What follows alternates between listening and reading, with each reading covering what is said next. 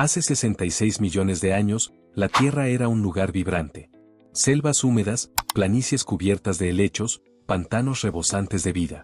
En el cielo, pterosaurios planeaban sobre los valles. En tierra, los triceratops arrancaban hojas de arbustos altos mientras los velociraptores acechaban en las sombras. Y, en lo alto de la cadena, el Tyrannosaurus rex rugía como el depredador supremo del planeta. Era el final del período Cretácico. El mundo llevaba más de 100 millones de años siendo dominado por los dinosaurios. La biodiversidad era extraordinaria. Las temperaturas cálidas, los polos cubiertos por frondosos bosques, los mares repletos de reptiles como los mosasaurios. Era un mundo en equilibrio, pero a punto de cambiar para siempre. Este no es un relato de extinción lenta. Este es un relato de horas, minutos y segundos. La historia de un día específico. El último. El día que los dinosaurios murieron. La mañana comienza como cualquier otra.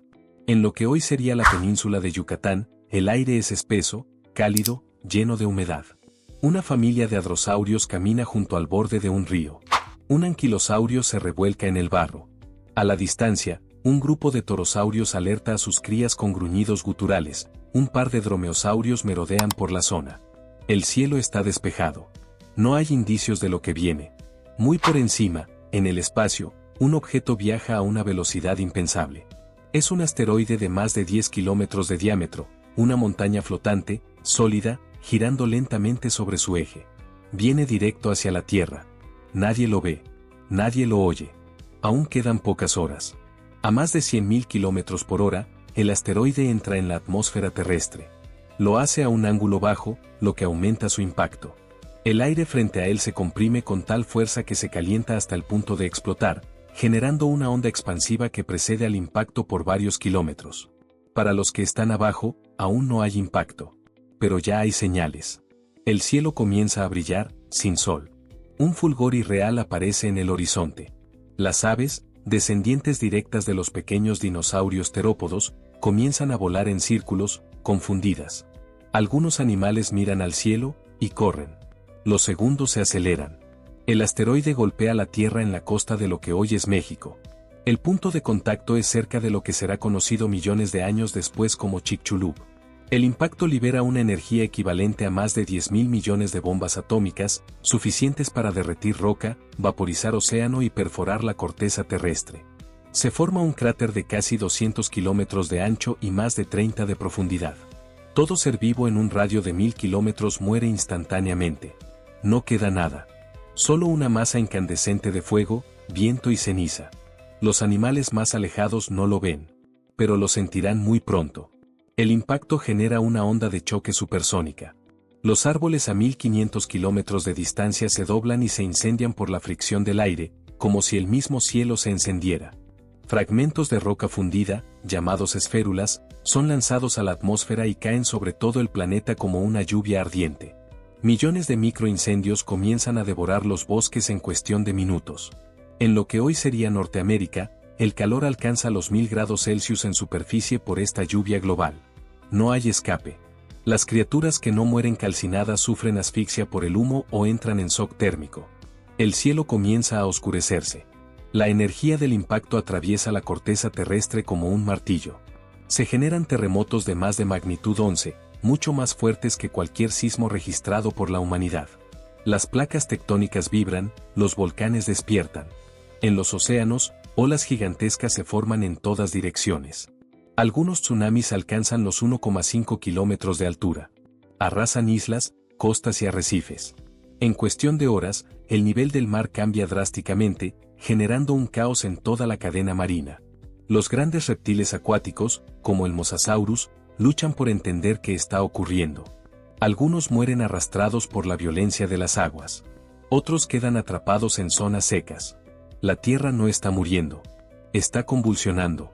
Después de la primera oleada de destrucción, todo parece calmarse por un momento. Pero la calma es engañosa. En las horas siguientes, lo peor está por venir, la noche eterna. Millones de toneladas de azufre y ceniza se han lanzado a la estratosfera. Estas partículas forman una capa opaca que rodea al planeta. Bloquean el paso de la luz solar. La temperatura comienza a caer. Las plantas dejan de realizar fotosíntesis. El cielo, en apenas unas horas, se vuelve rojo, luego marrón, luego negro. No como la noche normal, sino como un eclipse perpetuo. La biosfera está herida, pero aún no muerta. La vida aún intenta resistir. Mientras el sol desaparece tras una atmósfera en llamas, los dinosaurios empiezan a morir. No solo los que estaban cerca del impacto. No solo los que fueron quemados. Sino también los que no encuentran alimento. Los herbívoros, como los triceratops, no tienen vegetación que consumir. Los árboles están incendiados o marchitos.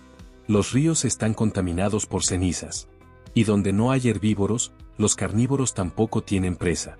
Los grandes animales, que necesitan más energía, son los primeros en colapsar. Las aves más pequeñas sobreviven porque pueden comer insectos, semillas, carroña. Los mamíferos diminutos se esconden en madrigueras. Los dinosaurios, orgullosos y gigantescos, no tienen a dónde huir. A medida que la Tierra gira, el efecto del impacto se expande. En Asia, Europa, África, el cielo comienza a llenarse de polvo. Las lluvias se vuelven ácidas. La temperatura desciende abruptamente. En las montañas, algunas criaturas se refugian en cavernas. Otras se sepultan en barro o se entierran. Las temperaturas descienden más de 10 grados en cuestión de horas. Para muchas especies de dinosaurios, esa noche será la última.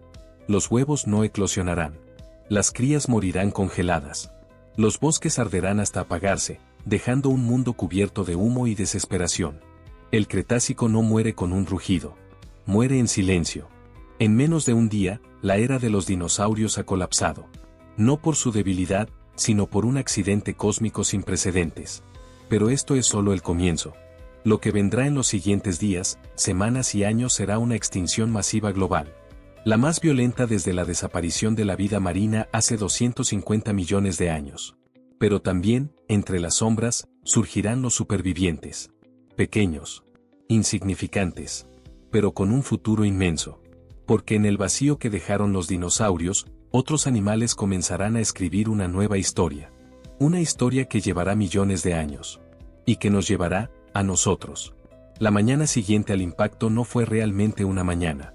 No hubo sol. No hubo amanecer. Solo una penumbra extraña, una atmósfera que parecía suspendida en humo y ceniza.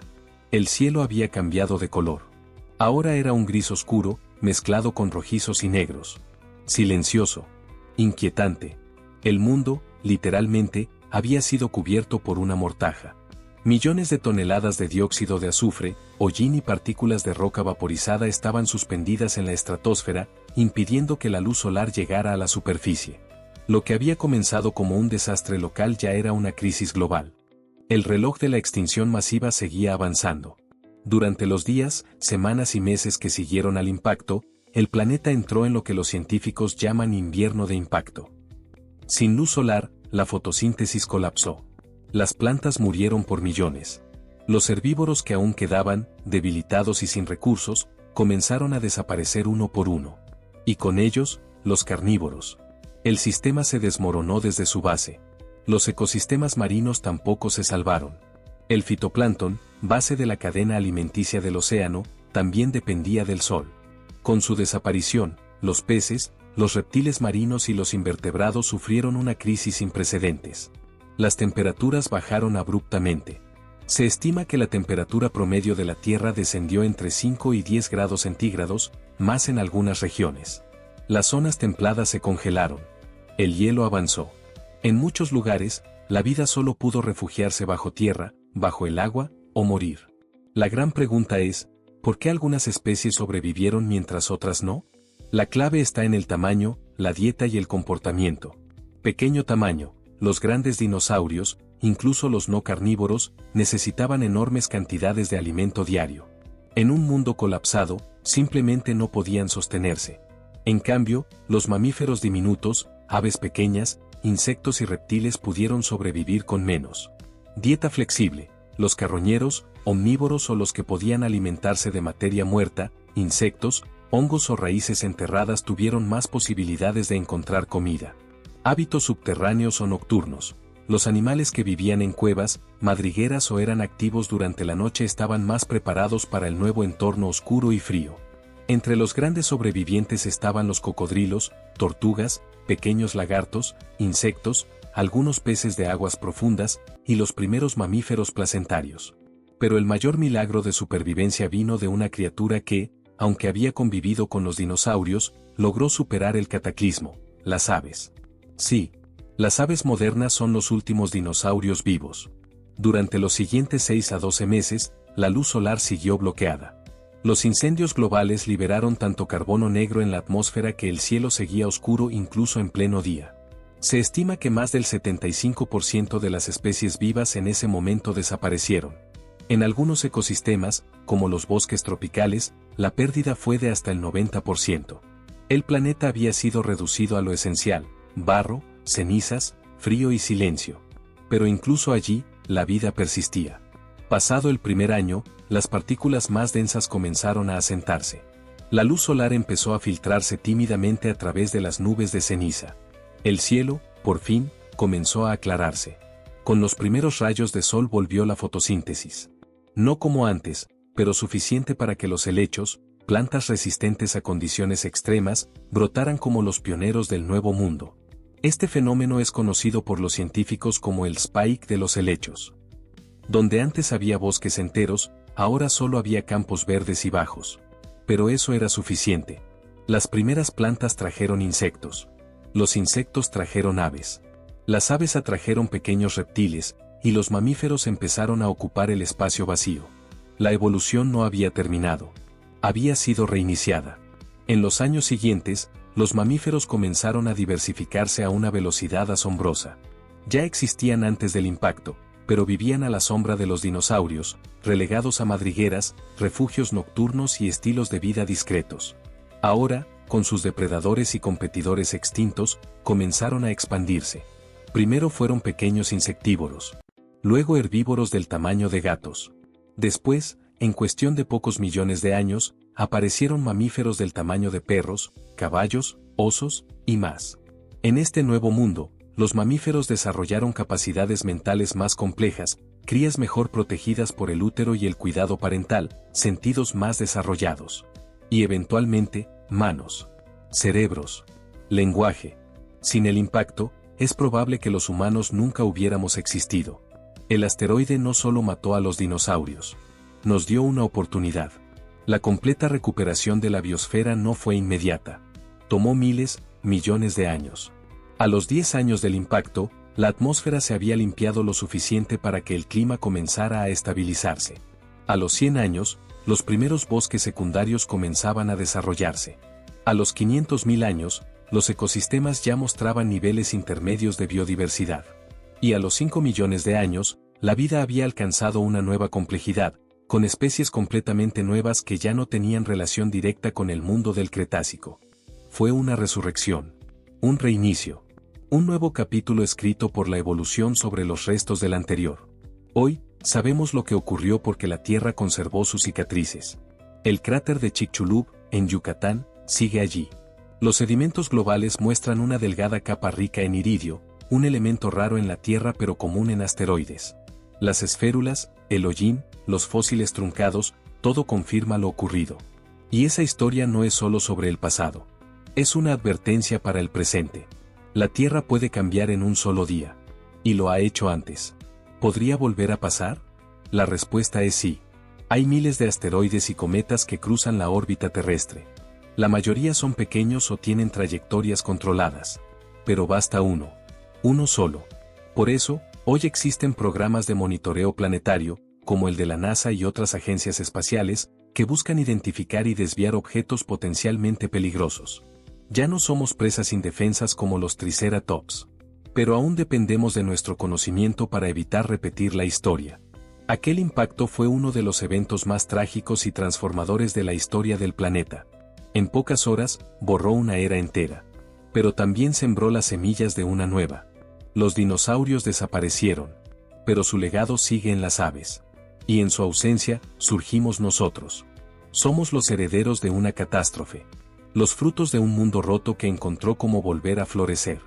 Y mientras miremos las estrellas, no olvidemos, un día, una de ellas cayó. Y con ella, todo cambió. Si el video les ha gustado, les invitamos a que le den like al video y se suscriban para ver más videos así, Comenten cuál quieren que sea el siguiente documental.